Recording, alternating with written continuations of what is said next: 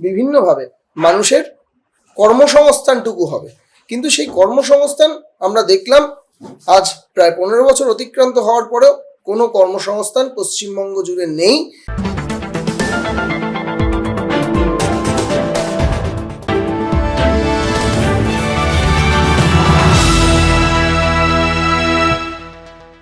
রাজ্যের যুবসাথী প্রকল্প ঘোষণার পর থেকেই বেকার ভাতার জন্য দীর্ঘ লাইন চোখে পড়ছে। গত 48 ঘন্টায় প্রায় 13,000 আবেদন নথিভুক্ত হয়েছে, আর প্রাথমিক পরিসংখ্যান বলছে সংখ্যাটি 40 লক্ষ ছুঁতে পারে। অন্যদিকে ভারতীয় জনতা পার্টি তাদের চাকরি চাই কর্মসূচি ঘিরে কর্মসংস্থানের দাবিতে জোরালো প্রচার চালাচ্ছে। এই পরিস্থিতিতেই বড় প্রশ্ন, রাজ্যের মানুষ কি ভাতাকেই বেশি প্রাধান্য দিচ্ছেন স্থায়ী কর্মসংস্থানের চেয়ে? এই ইস্যুতে কি বলছেন বিজেপির মুখপাত্র সৌনক মারিক। চাকরি চাই, তো এটা কতটা সাফল্যমণ্ডিত হতে পারে বলে আপনার মনে হচ্ছে? দেখুন, আজকে সারা পশ্চিমবঙ্গ জুড়ে আমরা দেখতে পাচ্ছি যে কি হারে কলকারখানা বন্ধ হয়েছে। সে বামপন্থীরা বিভিন্ন চটকলে ইউনিয়ন তৈরি করেছিল এবং সেই চটকলগুলো এক এক করে বন্ধ হয়ে গেছিল, এবং তখন মমতা বন্দ্যোপাধ্যায় পশ্চিমবঙ্গের মানুষকে স্বপ্ন দেখিয়েছিল যে তারা এলে আবার নতুন করে শিল্প কর্মসংস্থান হবে। হয়তো তারা সিঙ্গুরে যে হওয়ার কথা ছিল গাড়ি কারখানা, সেটাকে বন্ধের মাধ্যমে তৃণমূলের সূচনা হয়েছিল, কিন্তু তারপরেও মানুষ স্বপ্ন দেখেছিল যে না, এইবার পশ্চিমবঙ্গে নিশ্চয়ই শিল্প কলকারখানা এবং বিভিন্নভাবে মানুষের কর্মসংস্থানটুকু হবে। কিন্তু সেই কর্মসংস্থান আমরা দেখলাম আজ প্রায় 15 বছর অতিক্রান্ত হওয়ার পরেও কোনো কর্মসংস্থান পশ্চিমবঙ্গ জুড়ে নেই, এবং কর্মসংস্থান না থাকার কারণে আজকে আমরা দেখেছি যে বৃদ্ধাশ্রমের বৃদ্ধি পেয়েছে এই পশ্চিমবঙ্গ জুড়ে। কারণ কারুর সন্তান তার বাবা মায়ের কাছে থাকতে পারছে না, চলে যাচ্ছে বাইরে, ব্যাঙ্গালোর কিংবা অন্যান্য বিভিন্ন প্রদেশ, সেটা আসাম, ত্রিপুরা থেকে শুরু করে কেরল, গুজরাট, বিভিন্ন জায়গায় ছড়িয়ে পড়ছে। কিন্তু আজকে তারা পশ্চিমবঙ্গে তারা কাজটুকু পাচ্ছে না, তাই কাজের আশায় তাদেরকে বাধ্য হয়ে বাইরে যেতে হচ্ছে। একটা MBA পাস ছেলের মাইনে 10,000 টাকা, 12,000 টাকায় আটকে যাচ্ছে। আজকে একটা গ্র্যাজুয়েশন করা ছেলে, তার কোনো চাকরি নেই, তারা ভাতার লাইনে দাঁড়াচ্ছে। আজকে এই পশ্চিমবঙ্গ জুড়ে যে একটা অচল অবস্থা, এই অচল অবস্থা প্রমাণ করে যে পশ্চিমবঙ্গের শিল্প কলকারখানার যে নিদান মমতা বন্দ্যোপাধ্যায় দিয়েছিলেন বা স্বপ্ন যুব সমাজকে দেখাতে অভ্যস্ত করেছিলেন যে হয়তো CPM থেকে তৃণমূল এলে একটা অভূতপূর্ব পরিবর্তন হবে, পশ্চিমবঙ্গের মানুষ পশ্চিমবঙ্গের বুকেই কাজ পাবে, আজকে তারা কাজ পাচ্ছে না, এটা পরিষ্কার। এবং তাই আজকে অত্যন্ত প্রাসঙ্গিক চাকরি চায় বাংলা, মানে পশ্চিমবঙ্গের যুব সমাজকে ইন্ডিকেট করে বলা হচ্ছে যে পশ্চিমবঙ্গের যুব সমাজ চাকরি চায়। এইটা যখনই বিজেপি এই রিলিজ করলো এই একটি আন্দোলনে যে চাকরি চায় বাংলা, তখনই আমরা দুর্ভাগ্যের ব্যাপার দেখলাম যে মমতা বন্দ্যোপাধ্যায় নতুন করে ভাতার একটা ঘোষণা করলেন এবং 1,500 টাকা যুব সমাজকে হাতে ভাতা ধরিয়ে দিচ্ছে। এই যুব সমাজকে হাতে ভাতা ধরিয়ে দেওয়ার মাধ্যমে একটা সামাজিক পরিবর্তন আমরা লক্ষ্য করছি। কি লক্ষ্য করছি? যে সামাজিক পরিবর্তনের মধ্যে দেখা যাচ্ছে যে যেহেতু যুব সমাজের কোনো কাজ নেই, হাতে কোনো যে অর্থ আসার কোনো উপায় নেই, তাই জন্য আমরা দিনের পর দিন দেখছি যে পার্থ চট্টোপাধ্যায়ের গার্লফ্রেন্ড আছে, কিন্তু যাদের সত্যি গার্লফ্রেন্ড থাকা যুব সমাজ, যারা সংসারে আগামী দিনে অবতীর্ণ হবেন বা যারা একটি ঘর সংসার করবেন, আমরা দেখতে পাচ্ছি তাদের দিনের পর দিন চাকরি নেই, তাই ব্রেকআপের সংখ্যা বাড়ছে, নেশাগ্রস্ত হচ্ছে যুব সমাজ। আর সেই নেশার অর্থাৎ মদ, গাঁজা, এই সমস্ত কিছু নেশা ধরিয়ে দেওয়ার পেছনে, এইসব নেশা ধরিয়ে দেওয়ার জন্য যে অর্থ সংস্থানের দরকার, সেটা কাজের মাধ্যমে না। সেটা কি করলেন? সেটাকে আমরা দেখলাম যে ভাতা একটা তুলে দেওয়ার মাধ্যমে সেই নেশাগ্রস্ত সমাজকে উনি প্রমোট করছেন যে তোমরা নেশা করো। তিনি অভিযোগ করেন যে তৃণমূল ক্ষমতায় আসার পর থেকে স্পেশাল ইকোনমিক জোন একটাও হয়নি, তারা শুধু ভোট কিনে নিয়েছে, শিল্পের দিকে কোনো নজরই দেয়নি। তৃণমূল আজ মানুষকে ভাতার নামে ভিক্ষা দিচ্ছে, সেটা মানুষের অভ্যেসে পরিণত হয়ে যাবে।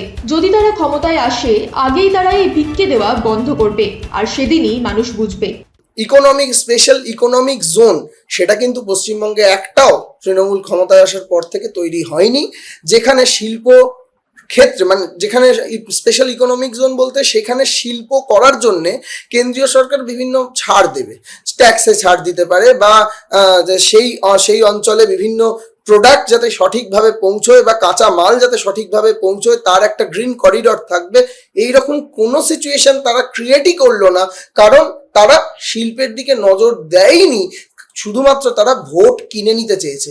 আজকে আপনি একটা কথা ভাবুন, আজকে যদি আমার পরিবারের কেউ কোনো ইনকাম করছে না, সে ধরুন শুধু লোন নিচ্ছে আর বাড়ির বাচ্চাদের হাতে টাকা তুলে দিচ্ছে, এটা কতদিন সম্ভব? লোনে যদি আমার বাড়ির গার্জেন ডুবে যায়, তাহলে সেই টাকাটা কি আমরা আগামী দিনে পাবো?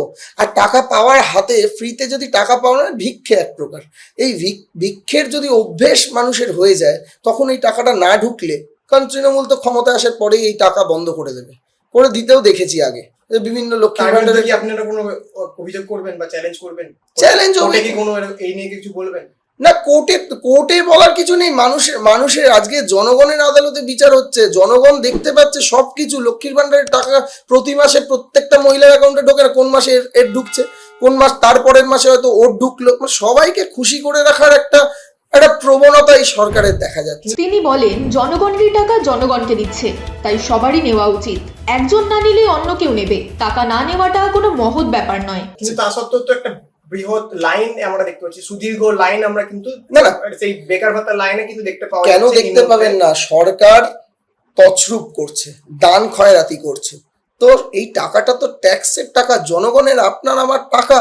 তো সেই টাকা নেওয়ার জন্য আমি প্রত্যেককে বলবো, এই টাকা দিচ্ছে, টাকা নিয়ে নিন। কারণ টাকাটা আপনি যদি না নেন, এটাই কোনো মোহ বিষয় প্রকাশ পাচ্ছে না।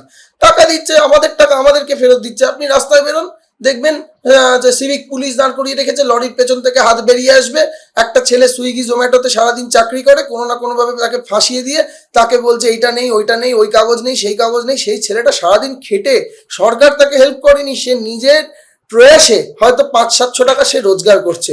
এই 500-700 টাকা যে রোজগার করছে, সেখান থেকেও কিন্তু এই ট্রাফিক পুলিশরা হাত বার করে টাকা নিয়ে, ঘুষ নিয়ে তাদেরকে হয়তো ছেড়ে দেয়। কিন্তু দুর্ভাগ্যের ব্যাপার, এই টাকাগুলো কোথা থেকে আসবে? এই টাকাগুলো তো সরকারের, যে এই লক্ষ্মীর ভান্ডারের টাকা, যুব ভাতার টাকা, এই টাকাগুলো তো আমাদের থেকে শাসক যেটা মনে করছে সেটাই আইন রূপে তারা সবার সামনে তুলে ধরছে। এইভাবে চলতে থাকলে এই টাকাটার অত্যন্ত প্রয়োজন আছে, যুব সমাজ এই টাকা নিক, কিন্তু আগামীর ভবিষ্যতের কথা ভেবে এই তৃণমূলকে সরানোর অত্যন্ত প্রয়োজন হয়ে পড়েছে। আর এই ভিড় কেন থাকবে না? যারা ভিড় করছে তারা কি সবাই তৃণমূলের ভোটার? আপনারা লাইনে গিয়ে জিজ্ঞেস করুন এক একটা মানুষকে, আপনি উত্তর পেয়ে যাবেন। এরা কিন্তু সবাই তৃণমূলের ভোটার নয়। এরা বলছে যে টাকা আমরা পাচ্ছি, সরকার টাকা দিচ্ছে, কেন নেব? আপনি রাস্তা দিয়ে যাচ্ছেন, যদি দেখেন 200 টাকা পড়ে রয়েছে, আপনি না তুললে আরেকজন তুলবে, কেউ না কেউ তো টাকাটা নেবেই। তা দাবিদার যখন নেই, তো টাকাটা কেউ তুলবেই। টাকার মূল্য অবশ্যই রয়েছে, তো টাকা তুলবে। এই ভারতবর্ষের টাকার একটা মূল্য রয়েছে, তো সেই টাকার মূল্য অনুযায়ী টাকাটা ব্যবহার হবে। আপনি না ব্যবহার করলে অন্য কেউ ব্যবহার করবে, আপনারই ট্যাক্সের টাকা নিয়ে নিন, সবাই নিন, কিন্তু বিবেচনা করুন যে আজকে কিন্তু এই গভর্নমেন্ট, মানে পশ্চিমবঙ্গ সরকারের কোনো রেভিনিউ থেকে এই টাকাটা দিচ্ছে না। অন্য জায়গাতেও, আমি বলছি বিজেপি শাসিত অনেক রাজ্যেও কিন্তু এই টাকা দেওয়ার ব্যবস্থা রয়েছে ছাত্রদের হাতে, আমি অস্বীকার করছি না। কিন্তু সেইটা আপনি খোঁজ নিয়ে দেখুন, সেটা কিন্তু কোনো না কোনো সরকারি রেভিনিউ থেকে সেই টাকাটা দেওয়া হয়। সেখানে শিল্প করা হয়েছে, তার থেকে ইনকাম হচ্ছে, সেই টাকা দেওয়া হচ্ছে। ঠিক যেমন বাড়ির গার্জেন একটা ব্যবসা করে বা একটা চাকরি করে, সে তার বাড়ির বাচ্চাদের একটা হাত খরচা দিচ্ছে, এটা একটা পদ্ধতি। কিন্তু আমার বাড়ির লোক, আমার গার্জেন কিছু করে না, শুধু লোন করছে আর বাড়ির বাচ্চাদেরকে হাতে টাকা দিচ্ছে। কতদিন টাকাটা কি কোনোভাবে ভোট ব্যাংককে প্রভাবিত করতে পারবে? মানে এই যে আপনাদের যে বেকার ভাতা, এই যে যেটা দিচ্ছে সরকার, তো এটা কি কোনোভাবে ইলেকশনের সময় কি কোনোভাবে প্রভাবিত করতে পারবে? শিক্ষিত সমাজে এই টাকা প্রভাবিত হওয়া উচিত নয়, কিন্তু এই পশ্চিমবঙ্গ সরকার শিক্ষার মানটাকেই নামিয়ে দিয়েছে। আজকে শিক্ষামন্ত্রী জেল খেটেছে। তো শিক্ষা ব্যবস্থার আমরা দেখেছি কারচুপি, আমরা দেখেছি যারা বিএড পরীক্ষা দিয়েছে কিংবা ডিএলএড দিয়েছে, সেই সমস্ত ছেলেমেয়েরা চোখের জল ঝরিয়েছে গান্ধী মূর্তির পাদদেশে বসে দিনের পর দিন চাকরির দাবিতে। তো আজকে শিক্ষা ব্যবস্থার অধঃপতন আজকে হয়তো সমাজকে এই দিকে নিয়ে যাচ্ছে, যেখানে হয়তো বিবেচিত হচ্ছে বারবার, এবং সেটা মমতা বন্দ্যোপাধ্যায়ও বুঝতে পারছে যে অশিক্ষা ক্রমাগত এই সমাজকে গ্রাস করিয়ে, মমতা বন্দ্যোপাধ্যায় করাচ্ছে, এটা প্ল্যান্ড ওয়েতে করানো হচ্ছে, যে অশিক্ষা দ্বারা গ্রাস করিয়ে নেওয়ার পরে শুধুমাত্র ভাতা দেব আর মানুষের ভোট কিনবো। তাই জন্য প্রতিবার ভোটের আগেই 500 টাকা করে, 500 টাকা থেকে লক্ষ্মীর ভান্ডার শুরু হয়েছিল, 500-র পর 1000 হয়েছে, 1000-এর পর 1500 হয়েছে, এবং প্রতিবারই মমতা বন্দ্যোপাধ্যায়ের ভোট বাক্সে দেখা যাচ্ছে ভোট বেড়েছে। তো হয়তো উনি এটাই আশা করছেন যে ভোট বাড়ানো সম্ভব, শিক্ষাটা শেষ করে দিয়ে শুধু ভাতার পরিমাণ বাড়াও, ভাতার খাতে খরচা করো। একটা ছেলেকে যদি চাকরি দিতে হয়, ধরুন আপনার পরিবারের একজন চাকরি পেল, তো চাকরি পেলে তার মাইনে ন্যূনতম 25,000-এর নিচে হওয়া সম্ভব না। সরকারি চাকরি পেলে সেই 25,000 টাকাটা সে দিচ্ছে না, সে কি করছে, ওই 25,000 টাকাটা ভাতা হিসেবে 25 জনের মধ্যে ভাগ